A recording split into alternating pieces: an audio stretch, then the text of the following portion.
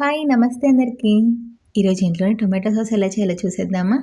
టొమాటోస్‌ని మంచిగా వాష్ చేసుకొని, వాటికి చిన్నగా ఘాట్లు పెట్టుకొని, కుక్కర్‌లో వేసుకొని, ఒక హాఫ్ గ్లాస్ వాటర్ పోసుకొని, స్టవ్ మీద పెట్టుకొని 2 విజిల్స్ వచ్చే వరకు ఉడికించుకోవాలి. ఇష్టమైతే టొమాటోస్ ఉడకపెట్టేటప్పుడు ఉల్లిపాయ, వెల్లుల్లిపాయ కూడా వేసుకోవచ్చు. నేనైతే స్కిప్ చేసేసాను. ఇంకా టొమాటోస్ మంచిగా ఉడికిపోయి చల్లారాక, వాటి పైనున్న స్కిన్ అంతా తీసేసి మిక్సీ జార్‌లోకి వేసుకొని, మెత్తగా ఫైన్‌గా పేస్ట్ అయ్యే వరకు గ్రైండ్ చేసుకోవాలి. గ్రైండ్ చేసుకున్న టొమాటో పేస్ట్‌ని మంచిగా గింజలేం లేకుండా ఒక స్ట్రెయినర్ పెట్టి స్ట్రెయిన్ చేసేసుకోవాలి. టొమాటో ప్యూరీని బాటమ్ థిక్‌గా ఉన్న ప్యాన్‌లోకి వేసుకొని, స్టవ్ వెలిగించుకొని, ప్యాన్ స్టవ్ మీద పెట్టేసి, టొమాటో ప్యూరీ ఉడుకుతున్నప్పుడు అందులోకి తగినంత ఉప్పు, కారం, షుగర్ కూడా వేసుకొని, అన్నీ బాగా కలుపుకొని మంచిగా ఉడికించుకోవాలి.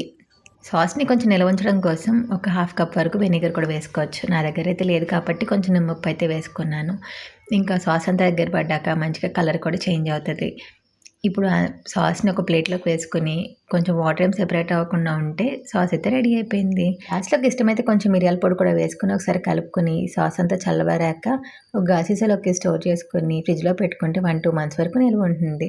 మార్కెట్‌లో కొనే పని లేకుండా ఒకసారి ఇలా చేసి పెట్టుకుంటే పిల్లలకి ఎప్పుడు కావాలంటే అప్పుడు శాండ్‌విచెస్‌లోకి అలాగే ఫ్రెంచ్ ఫ్రైస్‌లోకి చేసి ఇచ్చేయొచ్చు. నచ్చితే ట్రై చేయండి. Eat healthy and be positive. Bye.